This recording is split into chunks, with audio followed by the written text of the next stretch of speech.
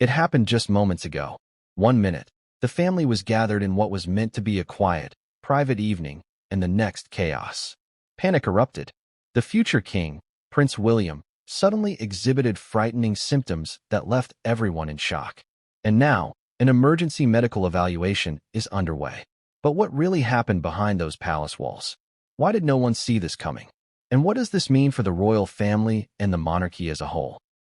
Before we continue, please hit the like button, subscribe to the channel, and turn on the notification bell for updates. Imagine the scene. A grand, candlelit room filled with laughter and subtle, polite conversation. This was not supposed to be newsworthy, just a regular family gathering. Off the public radar, the kind of event where smiles are polished and nothing ever leaks. But then, William's body betrayed him. A flicker of discomfort, a sudden pause in his conversation, a hand gripping a nearby chair. Observers would later describe the moment as surreal, almost cinematic, as if time itself slowed. And in that instant, everyone knew something was very wrong. The question everyone is asking is simple yet terrifying. How could this happen so suddenly? William has always been the picture of health, the epitome of stamina and composure under pressure. But even the strongest can falter. Even heirs to a centuries-old monarchy are not immune to the frailties of the human body. And when the heir to the throne falters, the consequences ripple far beyond one individual. They reach every corner of the monarchy, affecting family, advisors, the public, and even the political landscape. Sources close to the palace, who spoke under the condition of anonymity, describe a scene of controlled panic. Staff rushed in and out, whispering to one another, their faces pale but determined. Advisors were already convening, their expressions tight, their movements brisk. Security personnel quietly moved to contain the room, subtly directing cameras and unwanted eyes away. The atmosphere, though outwardly calm to the few who managed to witness it, was electric with tension, fear, and uncertainty. For William's family, the scene was even more personal. Kate, ever the composed Duchess, reportedly leaned close, whispering urgent questions. Charles, a father burdened with the weight of the monarchy, felt the tension deeply, the worry etched across his face in ways cameras would never capture. Even young George and Charlotte, perhaps sensing the unease, clung to their parents, unsure of what had just occurred. And for Harry and Meghan, far from the scene but still very much aware of the gravity, the news sparked immediate concern and speculation. What would they do next? Would they intervene or wait for the palace to issue a statement? The initial symptoms, according to insiders, were subtle yet alarming. A slight tremor, a pale complexion, a momentary loss of focus. But these were just the outward signs. The internal alarm bells were deafening for those who knew how to read them.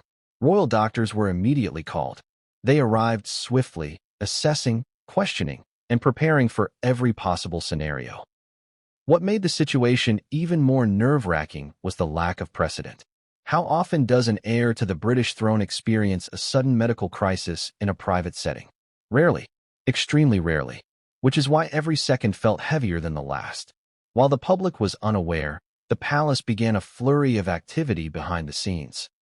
Medical teams coordinated with advisors, strategists discussed the wording of a public statement before the announcement had even been drafted, and legal teams contemplated the broader implications. Every move was calculated, yet there was a palpable urgency. Every moment could alter the course of the evening, the narrative, and the public's perception. And then, the media caught wind.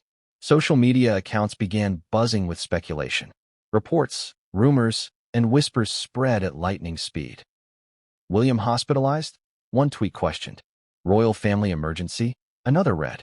Even before the palace had officially released a statement, the public was abuzz with speculation. But what they did not know, the most critical, confidential details, remained tightly controlled behind layers of palace protocol and discretion. You might be wondering, why does this matter so much? Why does one man's sudden illness warrant such global attention?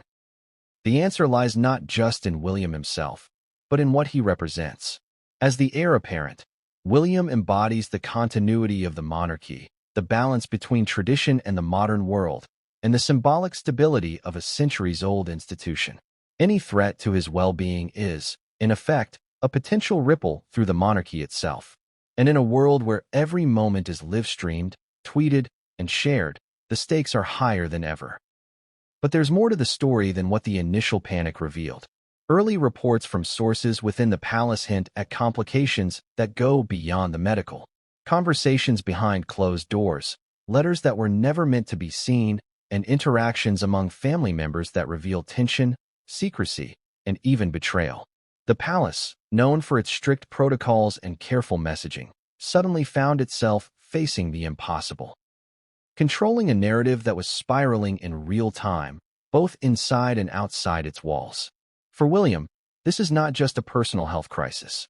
It is a test of endurance under extraordinary scrutiny. For the family, it is a moment of reckoning, where old rivalries, loyalties, and personal histories converge in the most intense way possible. For the public, it is a dramatic reminder that even those who seem untouchable are, ultimately, human. Imagine the fear in that room. The quiet, polite evening shattered by the realization that one of the most powerful figures in the world was vulnerable, fragile, and in urgent need of care. Every glance, every whispered word, every hurried step carried immense weight. And yet, there was also a strange sense of unity, the kind that only arises in moments of crisis, when protocol meets humanity and the raw reality of life cannot be ignored. And still, even as the medical evaluation began, questions remained. What exactly caused these symptoms? Was this a sudden illness, a long-simmering condition finally revealing itself, or something more complex entirely? Were there early warning signs that were missed, overlooked, or intentionally hidden? And most pressing of all, how will this impact the family, the monarchy, and the line of succession moving forward? The answers to these questions are slowly emerging, but one thing is clear. The events of this evening are unprecedented in recent royal history. Every insider, every advisor, and every member of the family is now part of a story that the world will watch unfold, minute by minute, statement by statement. And while the public waits for clarity, the real drama is happening behind closed doors, in moments that no camera can capture. So what happens next? How will the royal family navigate this sudden crisis? Who will emerge as the calm in the storm, and who will be caught off guard? And perhaps most importantly, what revelations will surface when the private meets the public in ways no one expected? But what came next would change everything, and no one saw it coming. Have you ever witnessed a moment so sudden, so shocking, that it stops time? That's exactly what happened that evening at the private family gathering. One moment, laughter echoed lightly across the polished walls, champagne glasses clinked softly, and the air carried the faint aroma of freshly cut flowers and candle wax. The next moment, the atmosphere shifted. The room went from serene to tense in seconds, a collective intake of breath marking the transition from routine to alarm. Prince William had been speaking quietly to a small group of family members and close aides when a subtle but unmistakable change came over him. It started with a pause, almost imperceptible to an outsider, a hesitation in his voice, a slight frown crossing his usually composed face.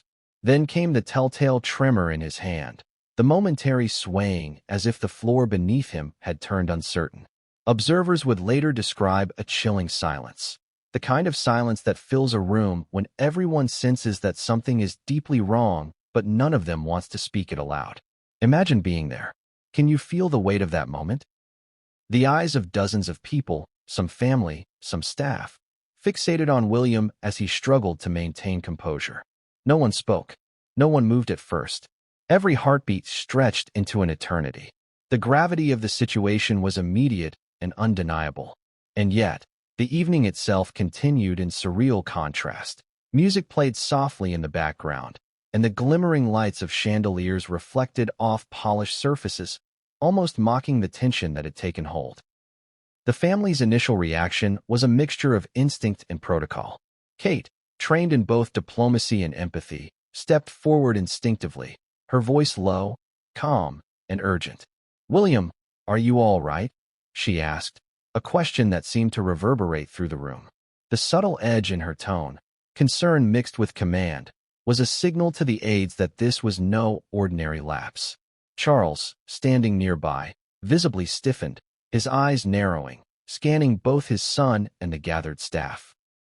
For a man accustomed to managing crises and public appearances, this was a scenario far more personal and far more unsettling. What made this moment even more striking was its unexpectedness. William had always been the model of resilience. Whether it was public appearances, official engagements, or personal challenges, he carried himself with a quiet strength that reassured the public and unsettled the press, who often sought any sign of vulnerability. But tonight, in this private room, removed from cameras and public scrutiny, that strength faltered. And when a prince falters, the ripple effect is immediate.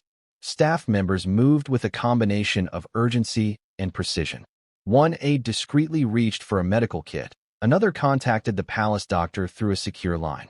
Security personnel subtly formed a protective barrier around William, ensuring that no one else approached and that no cameras, or worse, unintended witnesses, would capture the unfolding drama. This was not panic, exactly, but a highly organized form of crisis management executed in real time. And yet, despite the professional execution, the tension in the room was palpable. The first whispers began almost immediately. "Is it serious?" one staffer asked under her breath. "Could it be?" another murmured, the sentence unfinished, hanging in the air like a question mark over a darkened room. Rumors and half-formed theories swirled even before a clear diagnosis could be established. Some speculated dehydration. Others feared something more serious. And then there were those who thought, with a quiet dread, that this could be linked to stress. Stress William had carried silently, burdened by the weight of duty, legacy, and expectation. William, despite his obvious discomfort, attempted to mask his distress. There was a fleeting attempt at humor, a light comment about the warmth of the room, an effort to assure those around him that he was fine. But the effort was strained, noticeable to anyone paying attention. Eyes flicked to one another, searching for confirmation that the worst wasn't happening, only to find themselves questioning the answer. The tension was no longer just about his health. It was about what this moment revealed about the vulnerabilities hidden beneath the polished surface of royalty. Kate's response was both professional and deeply human. She guided him to a chair, seated him carefully, and maintained a steady conversation, keeping him focused and calm while discreetly signaling for medical support. The duality of her role in that instant was remarkable. She was both spouse and protector, diplomat and emotional anchor. And for the children, George and Charlotte, their perception of the event was instinctively linked to fear and confusion. They sensed the gravity without understanding it fully, and their parents' attempts at calm were both reassurance and subtle acknowledgement that something was wrong. Meanwhile, Charles moved swiftly to coordinate with advisors in the adjacent room. Through whispered instructions and concise commands, he ensured that every measure was taken to safeguard both William's health and the integrity of the family's public image. Every detail mattered: the timing of announcements, the presence of staff, the precise wording of statements should the situation escalate. It was a delicate dance between urgency and control, executed in real time under immense pressure. The palace doctors arrived shortly thereafter, moving quickly and decisively. Their presence brought a mixture of relief and renewed concern. Relief, because trained professionals were now directly assessing William's condition. Concern, because the very need for such immediate intervention underscored the seriousness of the situation. Observers later noted the almost theatrical contrast between the calm efficiency of the medical team and the rising anxiety among family and staff. A stark reminder that even the most controlled environments can descend into tension in an instant. And yet, even amid the careful orchestration, contradictions began to surface. Some aides insisted that the symptoms were minor, a passing incident. Others described them as alarming, unprecedented, requiring immediate attention. The conflicting assessments only heightened the uncertainty, leaving family members and staff caught between hope and fear. It was a delicate psychological balancing act, one that required restraint, empathy, and a keen understanding of both medical realities and human emotion. Direct questions lingered in the air, unspoken but heavy. Had William experienced something like this before? Was it a symptom of a chronic condition, or entirely new? Could the incident have been prevented? And most importantly, What would this mean for the stability of the family, the monarchy, and the public perception of a man poised to inherit the crown? Minutes stretched into an eternity as the medical team evaluated William, checking vital signs, running rapid assessments, and consulting quietly among themselves. Every detail, the color of his skin, the rhythm of his pulse, the subtle shifts in posture, was scrutinized with precision. And while they worked, the rest of the family grappled with emotions that were difficult to contain: fear, helplessness, loyalty, and the unspoken weight of legacy pressing down on every move. It was in this moment of high tension that an unusual incident occurred. A message arrived via secure channel, delivered to Charles in the adjacent room. Its contents were not public, and its impact was immediate. Advisors exchanged quick glances, whispers spread like wildfire, and the mood shifted from urgent concern to something more complex, an intricate web of revelation, strategy, and tension that hinted at secrets long kept behind palace walls. The message would change the course of the evening, the family dynamics, and ultimately, the narrative that the public would eventually hear. And just as the medical team prepared to administer further assessment, a subtle but dramatic shift occurred. William's symptoms, once fleeting and puzzling, began to intensify, alarming both staff and family. It was no longer a momentary lapse. It was becoming a full-blown medical crisis, unfolding in real time, behind the doors of a palace that had seen centuries of history but few moments of such raw, immediate human vulnerability. The family's evening, meant to be private, polished, and controlled, had turned into a scene of tension, fear, and uncertainty. Every glance, every gesture, every whispered instruction carried significance far beyond the room itself. And as the seconds ticked by, the sense of anticipation, dread, and emotional intensity became almost unbearable. What no one expected was that this incident would not remain private for long. Whispers would leak, social media speculation would surge, and the world, eager for insight into the royal family's hidden life, would soon be watching with bated breath. But before the public would know a single word, before a statement was drafted, before headlines would appear around the world, the family faced a choice: act decisively, or risk letting panic, secrecy, and uncertainty dictate the narrative. And at that exact moment, when it seemed like every measure had been taken, the doctors discovered something that no one anticipated. Something that would escalate the crisis far beyond the initial fright, setting off a chain of events with consequences that would ripple through the family, the monarchy, and the public consciousness alike. What really happens when the cameras leave? When the public eye, ever vigilant, turns away for a moment, and the royal family is left alone with its own secrets.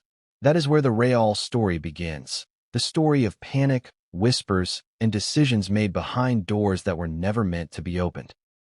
While the outside world saw polite smiles, staged elegance, and the occasional carefully worded statement, inside the palace walls, tension gripped every corridor, every hallway, every room where advisors, doctors, and family members moved like actors in a play that had no rehearsal. The moment William's symptoms became apparent, the palace shifted into an intricate dance of urgency and discretion. Staff who had trained for decades in protocol suddenly found themselves improvising, balancing the need for immediate action with the equally vital need to maintain control over the narrative.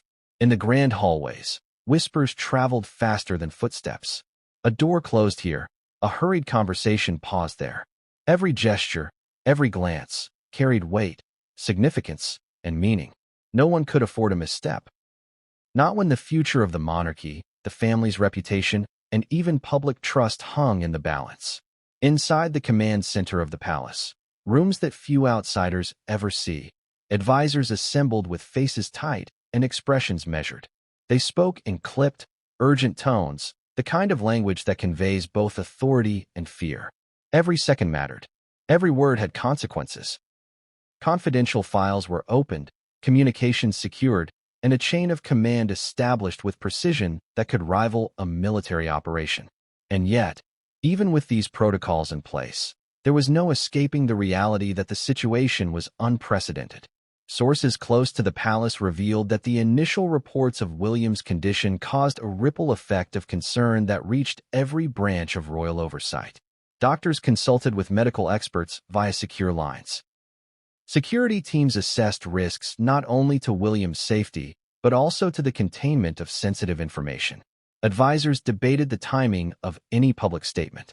Some urged immediate disclosure to prevent rumors. Others argued for discretion, for the story to remain within palace walls until the full picture was clear. It was a battle between transparency and control, urgency and caution. And then there was the family itself. Charles, usually composed and measured, was visibly tense. His movements were sharp, his gaze calculating.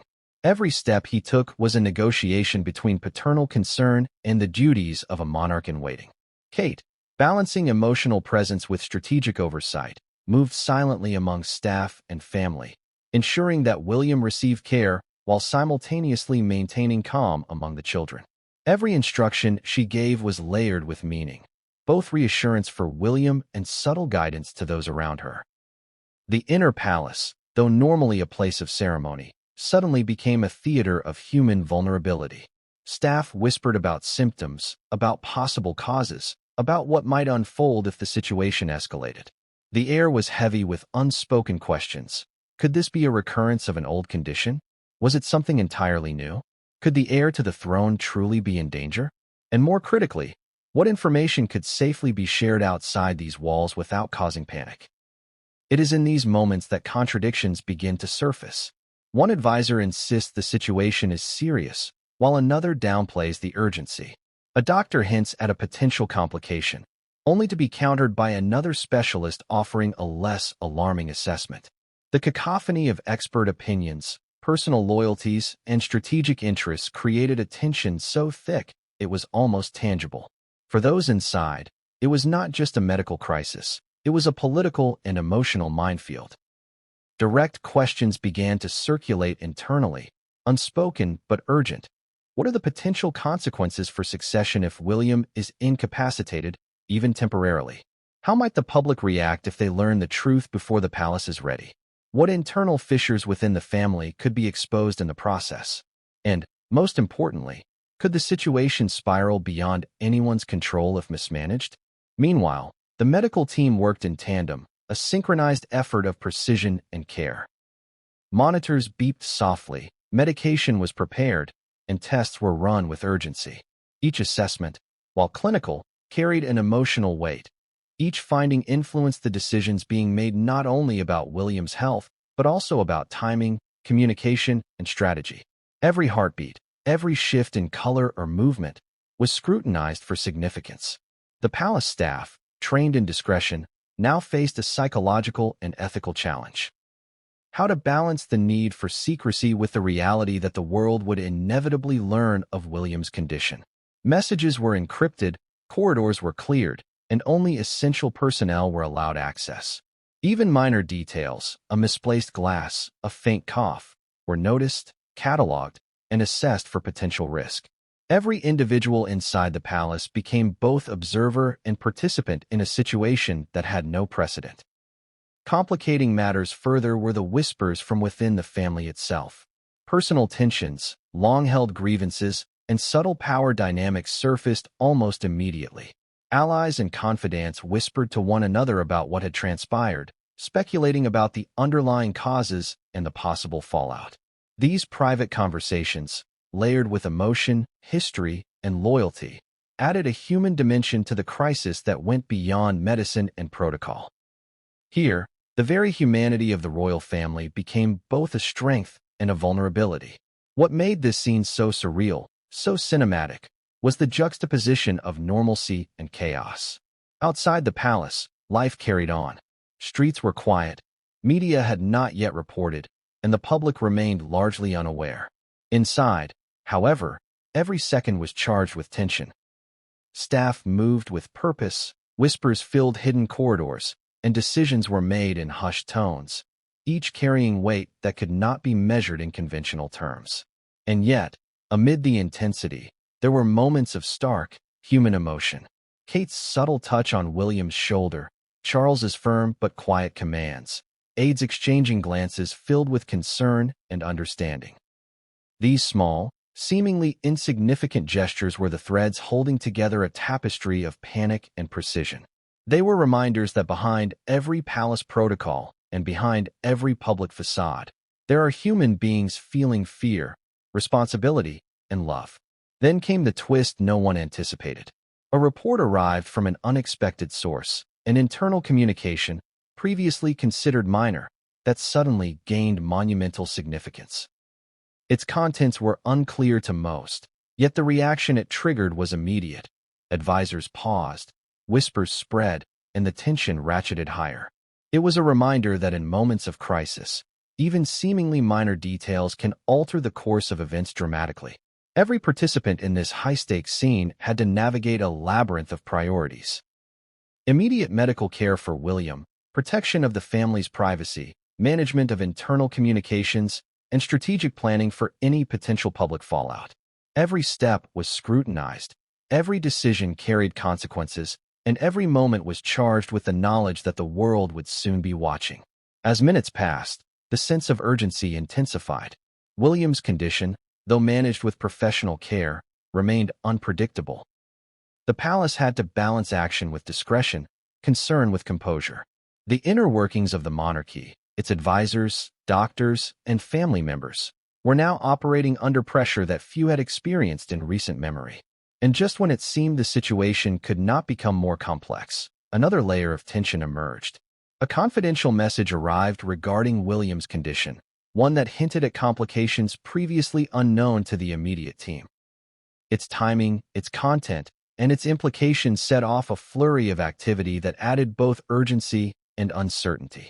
It was a reminder that in the palace, even behind closed doors, every moment can carry surprises, and every decision can shift the balance between calm and crisis. The palace, a symbol of centuries-old tradition and control, had suddenly become a stage for raw human drama. Doctors, advisors, and family members moved with care, precision, and fear, all while navigating the hidden pressures of duty, loyalty, and legacy. Every whisper, every glance, every hurried step contributed to a narrative that was as complex as it was unprecedented. And in the midst of this orchestrated chaos, one thing became clear. The events unfolding inside the palace that evening were not only about a medical emergency. They were about the fragility of power, the unpredictability of life, and the human emotions that underlie even the most controlled institutions. But just as the family began to stabilize, just as the medical team believed they had a clearer understanding of William's symptoms, a new revelation arrived, one that no one expected, and one that would escalate the crisis far beyond what anyone in the palace could have anticipated. What exactly were the signs that sparked such immediate concern? At first glance, they seemed minor, subtle, almost easily dismissible to an untrained eye. But to those who knew the prince, those who had spent years observing his usual demeanor, every tremor, every pallor, every subtle shift in posture carried a weight that could not be ignored. What started as a quiet evening for the royal family had transformed into a high-stakes, life-altering medical drama. And the symptoms, though initially ambiguous, were about to reveal just how serious the situation truly was. It began with a subtle flicker, a slight hesitation in William's movements. He had been walking toward a side table when he suddenly paused, as if the floor beneath him had shifted. His hand trembled, a barely perceptible quiver that immediately caught Kate's attention. Her instincts, honed over years of managing public appearances and private crises alike, immediately recognized the danger. She reached for him, steadying his arm, while her eyes darted around, silently signaling for help. To outsiders, it might have seemed like a simple gesture of courtesy. To those present, it was a life-saving intervention. Then came the color change. William's usually healthy complexion had taken on an unusual pallor, a subtle but unmistakable grayness that suggested a problem deeper than fatigue. Observers noted the contrast between his usual vibrant energy and the sudden depletion of his physical presence. This shift triggered alarms within the medical team, who immediately recognized it as a potential symptom of something acute and potentially serious. His speech, typically confident and measured, began to falter. Words stumbled as they left his lips, sentences shortened, cadence disrupted. It was fleeting, barely noticeable to anyone outside the inner circle, but to the trained ears of his closest aides and the attending doctors, it was unmistakable. Something physiological was affecting his ability to communicate normally, a red flag that demanded immediate assessment. The tremor in his hand intensified, now accompanied by a subtle trembling in his jaw. Kate held his arm, trying to offer reassurance, while Charles moved closer, his expression a mixture of fear and focused calculation. Every instinct in his body screamed that time was critical. Staff members moved swiftly, securing the area, ensuring William had space, monitoring his vitals, and preparing for intervention. Observers later described a moment when William's balance seemed to waver dangerously, forcing him to lean slightly against a nearby chair. For a family accustomed to composure, grace, and control, this was a jarring image. It was the first undeniable sign that the situation had escalated beyond minor concern. Whispers spread among aides, a subtle hum of worry that passed from one corner of the room to another. Everyone was acutely aware of the potential implications, both medically and publicly. And yet, there was more beneath the surface. The symptoms weren't just physical. They were psychological, emotional, almost imperceptibly manifesting as anxiety and a fleeting look of distress in William's eyes. The juxtaposition of his composed, royal exterior with these subtle indicators of vulnerability created a tension that was almost unbearable. It was as though the prince himself was straining against an invisible force, trying to maintain control while his body silently rebelled. Medical professionals on site began a rapid assessment. Blood pressure was checked, pulse monitored, oxygen levels evaluated. They noted a slight irregularity in heartbeat, a minor spike in stress indicators, and subtle variations in response time to stimuli. None of these individually were catastrophic. Together, however, they painted a picture that demanded immediate attention. Something physiological, perhaps exacerbated by stress or fatigue, was causing these sudden symptoms, and delaying intervention could have serious consequences. Amid the medical urgency, internal communications were swift and discreet. Aides moved in near silence, conveying updates with whispers and gestures, ensuring that information flowed efficiently while remaining contained. Outside, of course, the world had no idea of the intensity unfolding inside. Cameras were absent. Media speculation had yet to ignite. And yet, within these walls, every second carried life or death significance. The emotional impact on the family was profound. Kate, ever composed, had to mask her alarm while simultaneously supporting William physically and emotionally. Charles's worry was tempered by strategic thinking. He needed to manage the crisis without allowing fear to disrupt decision-making. Even the younger family members, sensing tension but unable to grasp its full extent, added a layer of urgency. Their presence reminded everyone that the stakes weren't abstract. They were personal, immediate, and deeply human. Direct questions floated through the minds of everyone present. Could this be a sudden cardiac event? Was it neurological? Could it indicate a more chronic condition? And, more pressingly, what caused it to manifest now, at this precise moment, during a private family gathering meant to be tranquil and celebratory? Every question deepened the tension, every unanswered query a reminder of the fragility of even the most controlled environments. As the assessment continued, some symptoms appeared contradictory. While his pulse was elevated, other vitals remained relatively stable. While his speech faltered, his cognitive responses were sharp. This mixture of indicators confounded the attending physicians, forcing them to consider multiple possibilities simultaneously. Could this be a stress-induced episode? A temporary physiological anomaly? Or was it a harbinger of something more serious, a condition that had remained hidden beneath layers of public appearances and private restraint? The subtle signs of distress were compounded by micro-movements that hinted at discomfort, a slight clenching of the fists, rapid blinking, and an almost imperceptible furrowing of the brow. Observers would later describe the scene as one of contained chaos, the perfect storm of human vulnerability, medical urgency, and familial responsibility. Every gesture mattered. Every glance carried meaning. Every moment was a test of composure. And just when it seemed the team had stabilized William temporarily, a new symptom emerged, a sudden dizziness that caused him to sway briefly. The doctors reacted instantly, guiding him to a nearby chair and monitoring his oxygen levels and blood pressure more closely.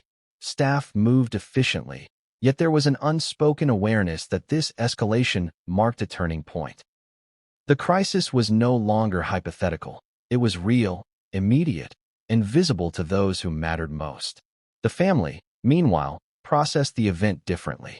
Charles's strategic mind raced, considering implications for the monarchy, succession, and public messaging. Kate's focus remained on the immediate, comfort, support, and ensuring William's safety. Other family members whispered quietly among themselves, some in fear, some in disbelief. The private nature of the gathering amplified the intensity. There were no cameras to shield them, no public faces to maintain. Every reaction was authentic, raw, and deeply human. Then came another twist. William briefly lost his sense of spatial orientation, turning slightly in the wrong direction when guided toward the medical station. The subtle disorientation alarmed the attending doctors, signaling a potential neurological component to the crisis. Advisors exchanged quick, concerned glances, realizing that the complexity of the situation was increasing exponentially. Each new symptom layered additional urgency onto an already critical scenario. Direct questions now dominated the internal dialogue. Were these symptoms isolated or indicative of an underlying condition? Could this episode affect his ability to perform his royal duties in the near future? How would the family and public react if this information became known prematurely? The answers were uncertain, the stakes enormous, and the pressure undeniable. And yet, in the midst of escalating concern, a strange calm emerged among certain members of the medical team. Years of training, countless high-pressure scenarios, and a deep understanding of human physiology allowed them to operate efficiently even as tension surged. The contrast between their professional composure and the emotional intensity surrounding them highlighted the duality of the situation. Clinical assessment intertwined with deeply personal stakes. As the evaluation continued, small clues began to emerge that hinted at possible underlying causes. Slight fluctuations in blood pressure, subtle changes in speech patterns, and minor neurological responses were all carefully noted. These details, while technical, carried enormous significance for both immediate treatment and future decisions. The attending team knew that each observation, each measurement, could make the difference between stabilization and escalation. And then, just as a temporary equilibrium seemed to take hold, a piece of information surfaced that no one expected, an internal report suggesting that this episode may not have been entirely sudden. Certain indicators hinted at a condition that had been present, quietly developing beneath public appearances and private rituals. This revelation added a layer of complexity, suggesting that what was unfolding in the moment might have roots stretching back months, even years, hidden beneath layers of royal expectation, duty, and discretion.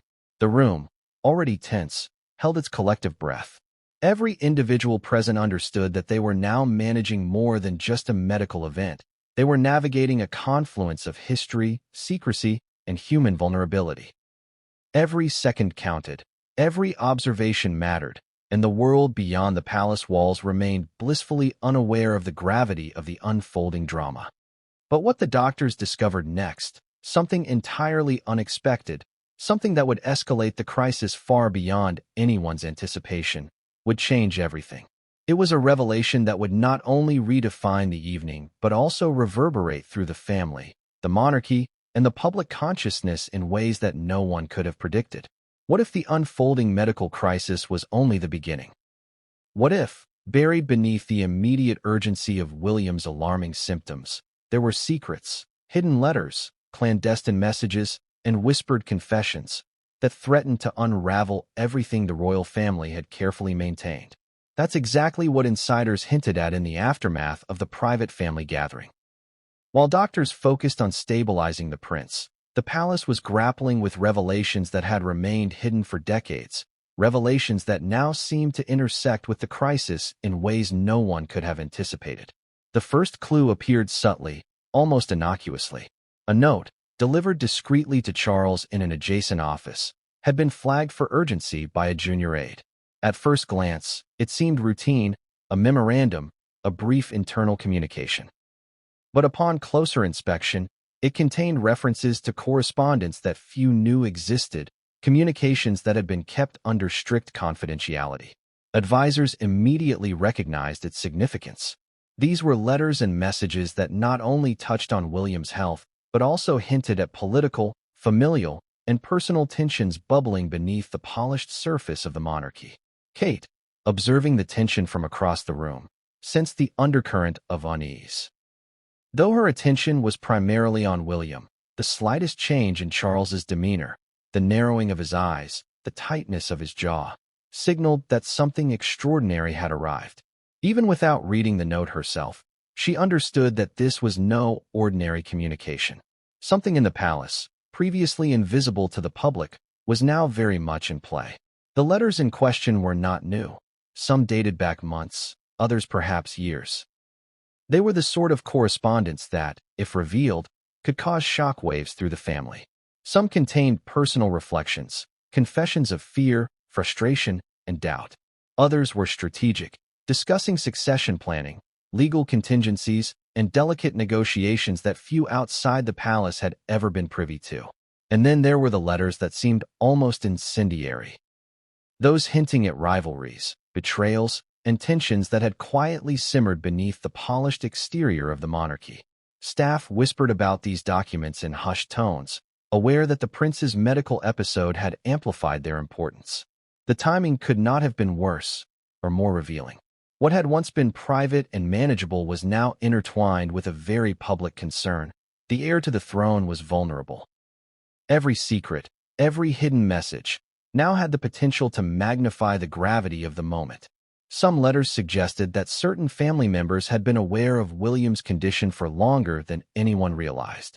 References to stress, fatigue, and minor health anomalies were buried within carefully worded sentences, never intended to alarm the public, or even the wider family. Yet, when viewed in the context of the current crisis, these seemingly minor notes now raised urgent questions. Had anyone been negligent? Was there a possibility that something preventable had been ignored? And most pressingly, how would the revelation of these communications affect trust within the family? The palace staff scrambled to manage both the physical crisis and the information crisis. Advisors debated whether to preserve the letters in secrecy, consult legal teams, or prepare a controlled disclosure to select family members. Every decision carried risk. Delay too long, and the family's integrity could be questioned. Act too quickly, and sensitive details could leak, potentially causing scandal. It was a delicate balance of discretion, timing, and judgment, with consequences extending far beyond the immediate crisis. As whispers circulated among those closest to William, new questions emerged. Were these letters simply reminders of previous discussions, or did they contain fresh revelations that demanded urgent attention? Could they hint at underlying causes for the prince's sudden symptoms? Some aides speculated that stress, family dynamics, and private pressures might have played a role. Others feared more complex possibilities, undisclosed medical conditions, long-standing tensions, or even hidden conflicts among advisors and family members. The emotional weight of the letters was immediate. Charles, reading each line carefully, was forced to confront both personal and institutional implications. Kate, though focused on supporting William, absorbed the subtle cues of tension, recognizing that these messages carried meaning beyond the text on the page. And even the junior staff, usually removed from decision-making, felt the ripple effect, aware that a single misstep could have consequences that extended to the public narrative and beyond. Meanwhile, the content of some letters was explosive. One hinted at a long-standing rivalry between branches of the family. An undercurrent of competition, jealousy, and unresolved grievances that had been simmering quietly for years. Another suggested the existence of confidential health concerns that had been managed discreetly, without public awareness. Each revelation layered additional tension onto an already high-stakes situation, turning a medical emergency into a complex interplay of health, secrecy, and family politics. Direct questions now filled the minds of the advisors and family. Who knew what? and when? Had information been intentionally withheld? Were certain members of the family attempting to manage or manipulate the narrative for personal advantage? Could the exposure of these letters damage relationships irreparably? And most critically, what would happen if the public, or worse, the media, obtained these documents before the family had a chance to respond? The palace, usually a place of control and ceremony, became a hive of intense activity. Staff moved with quiet precision, balancing the immediate medical needs of the prince with the equally urgent need to manage sensitive information. Documents were secured, communications encrypted, and access strictly limited. Every action was scrutinized, every decision weighed for risk and consequence. The stakes were unprecedented, combining human vulnerability, family loyalty, and the preservation of centuries-old institutional reputation. Amid this controlled chaos, emotional tensions intensified. The presence of these secret letters highlighted the fragility of trust within the family. Even the most loyal aides whispered about the implications, the hidden tensions, and the possible fallout if the contents were made public. The room, though physically quiet, vibrated with unspoken questions, fears, and moral dilemmas. As advisors debated next steps, one particular message drew attention. A letter referencing conversations between William and his father that suggested a level of stress and burden far beyond what the public could imagine. It hinted at long nights of worry, discreet discussions about duties, and subtle anxieties that had gone unnoticed. While these details might seem innocuous, in the context of the sudden medical crisis, they became alarm bells, pointing to a deeper, more systemic issue that the family now had to confront urgently. And then came another twist. Hidden in the margins of a seemingly routine memorandum was a note from an unknown source, warning that certain information must remain confidential. Its tone was insistent, almost desperate, implying that disclosure could have immediate consequences for both the family and the monarchy. Advisors paused, recognizing that the situation had escalated beyond medical concern. The secret communications themselves had become part of the crisis. The implications were staggering. If these letters or messages leaked, they could redefine public perception of the royal family, potentially undermining trust and authority. They also posed a deeply personal challenge. The family had to navigate between transparency and discretion, honesty and loyalty, public responsibility and private protection. Every choice carried consequences, and there was no easy solution. Direct questions arose again, this time sharper and more pointed. Were the letters an explanation for William's sudden symptoms, or merely coincidental? Were there individuals within the palace who sought to manipulate information for personal advantage? Could the crisis have been mitigated if these communications had been addressed sooner? And, perhaps most importantly, how would these revelations affect relationships within the family, between advisors, and with the public at large? While medical attention continued for William, the palace now faced a parallel crisis. Managing secrets, interpreting hidden messages, and making decisions that could affect both immediate outcomes and long-term perceptions. Each second mattered, not only for the prince's health, but for the very integrity of the monarchy. And just when the family believed they had a handle on the letters and the unfolding crisis, a new communication arrived. This one more urgent, more alarming, and more unexpected than any prior message. It contained information that could alter the understanding of William's condition, shift the family's internal dynamics, and escalate the tension to levels no one had anticipated. The combination of medical emergency and hidden correspondence had transformed a single moment of vulnerability into a multifaceted drama, blending human emotion, institutional responsibility, and the inescapable weight of centuries of tradition. And what this new message revealed next would change the trajectory of the evening entirely, setting in motion events that would shock the family, astonish the advisors, and eventually reach a public eager to witness the unraveling of secrets long hidden. When a crisis hits the royal family, the advisors move with an intensity that few outside the palace could imagine.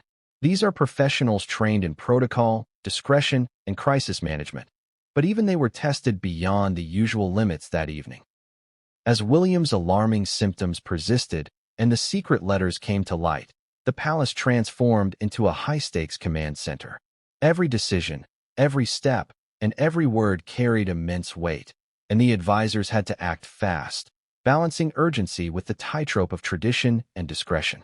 The moment the medical team confirmed that William's condition required continuous evaluation, Charles convened a discreet meeting with his closest advisors. It was not the type of meeting that could be delayed, nor was it one that could afford mistakes. Every advisor had a role. Some monitored internal communications, others coordinated with medical staff, while yet another group began crafting potential responses for the public should news leak.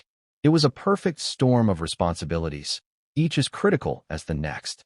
Mini-hook. How do you prioritize when every decision could ripple through centuries of tradition?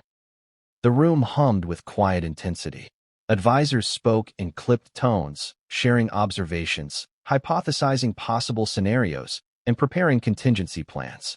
There was no room for emotion, yet emotion hung in the air like a shadow, seeping into every glance and every pause. Some advisors worried about the prince's immediate health, others about the potential political fallout, and a few quietly pondered the implications of the hidden letters that had surfaced. These letters had revealed tensions, secrets, and vulnerabilities that, if exposed, could change the very perception of the monarchy.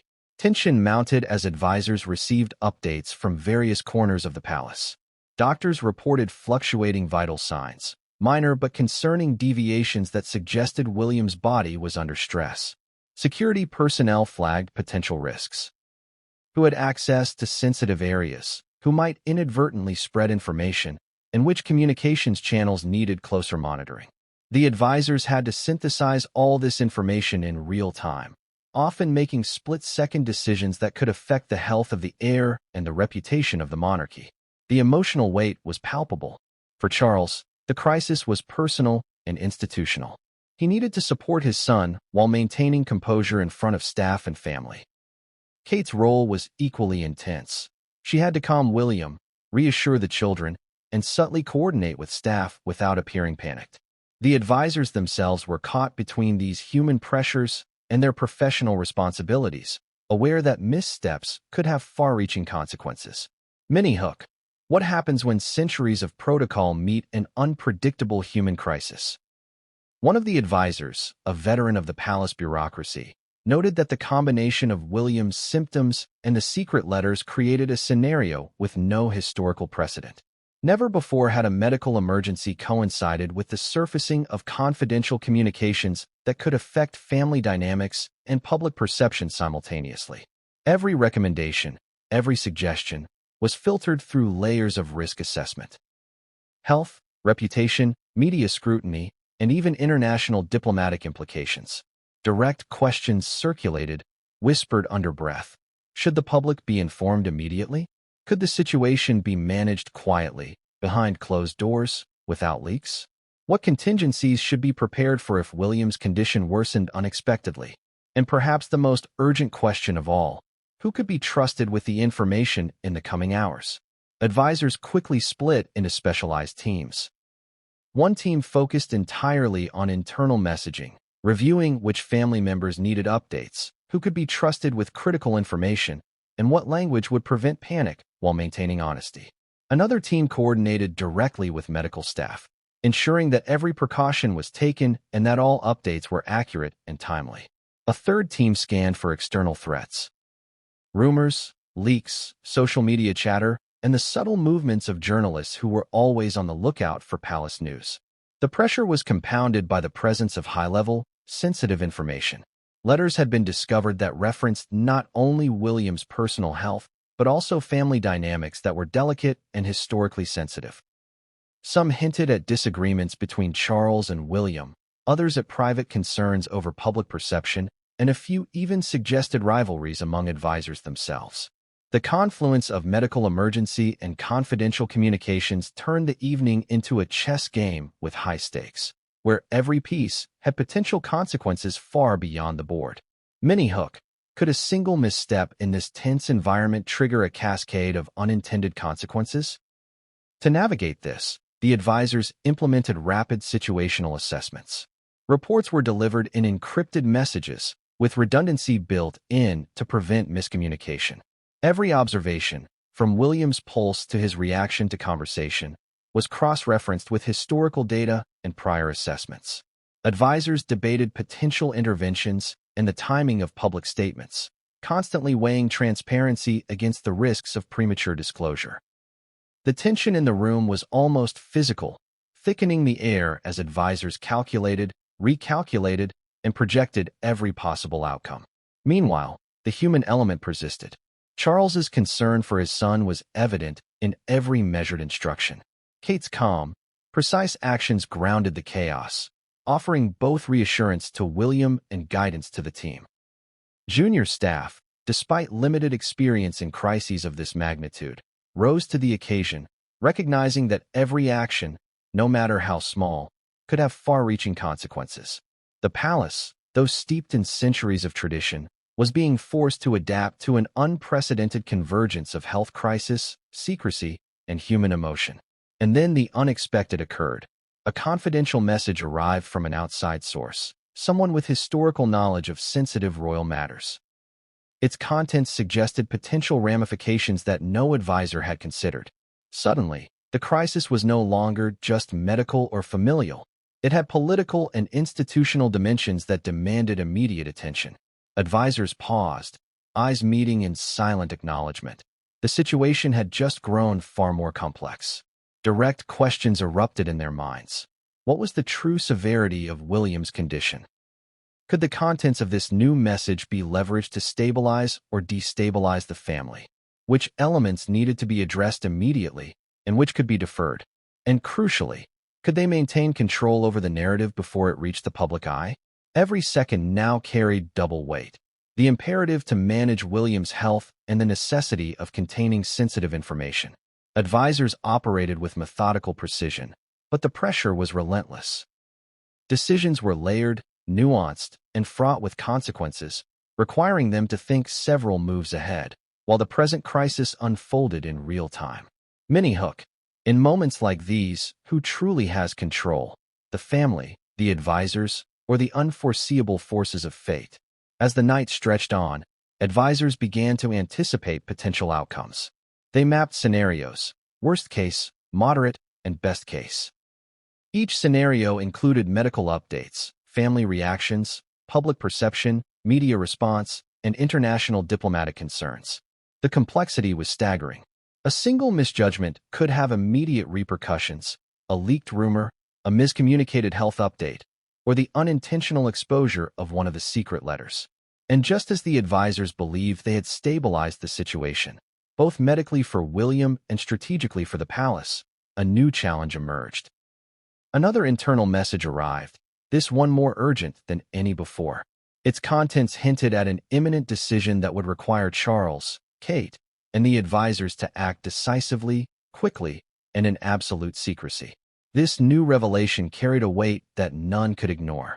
It threatened to shift the trajectory of the evening, alter internal dynamics, and potentially reach the public before the palace could manage the narrative. Advisors exchanged rapid glances, their faces tight, knowing that the next series of decisions would be critical, not only for William's health, but for the stability of the royal family and the monarchy itself. And in that tense, electrified atmosphere, it became clear the crisis was no longer confined to a single room, a single incident, or a single medical assessment. It had expanded, encompassing secrets, strategy, emotion, and the relentless pressure of centuries of tradition. What happened next would test the advisors, the family, and the very institution of the monarchy in ways that no one could have anticipated. Have you ever wondered how quickly a whisper becomes a roar? Within minutes of William's alarming symptoms, even before the palace could issue a statement, the rumor mill had begun to churn. While the public remained unaware of the precise details, insiders knew the truth. In the age of social media, information and misinformation travels faster than any official channel can manage. And when it involves the heir to the British throne, every word, every hint, every gesture is scrutinized and amplified. The first sign of the brewing media storm came in the form of vague, cryptic posts from royal correspondents and independent insiders on social platforms. One tweet simply read, "Something's happening at the palace. Details unclear. #royal family #breaking." Another message questioned, Is the heir to the throne okay? Sources are tight-lipped, but the tension is palpable. These posts, seemingly innocuous, spread like wildfire, fueled by speculation, curiosity, and the innate desire to be the first to know. Inside the palace, advisors were acutely aware of the impending storm. They knew that even a minor leak could escalate rapidly, and controlling the narrative was critical. Teams worked frantically, monitoring news feeds, social media chatter, and encrypted channels. Every message needed context, verification, and a rapid response strategy. There was no room for error. The palace had always valued discretion, but now discretion had to be balanced against speed and accuracy. Mini-hook. How do you manage a story that the world is eager to devour before you're ready to release it? Some journalists, sensing something unusual, began reaching out to unnamed sources. Calls were returned with measured, guarded responses, or not at all. Yet the very act of inquiry intensified speculation. Every delay, every vague statement, was interpreted as confirmation of something serious. The palace's usual control over messaging, built over decades, was now being tested against the relentless pace of digital rumor. For the public, the situation was a mystery wrapped in anticipation. The lack of concrete information fueled imaginations. The world began to speculate. Could this be a health crisis? A family dispute? A security incident? Each theory, more dramatic than the last, spread across social platforms, forums, and news outlets. The palace's efforts to maintain secrecy were challenged not by a lack of planning, but by the sheer velocity of modern communication. Within the palace walls, staff worked on multiple fronts. Some coordinated internal communications to ensure that family members were informed and supported. Others engaged with medical teams, tracking every symptom, every vitals change, every subtle shift in William's condition. Meanwhile, advisors focused on public relations, carefully crafting potential statements that balanced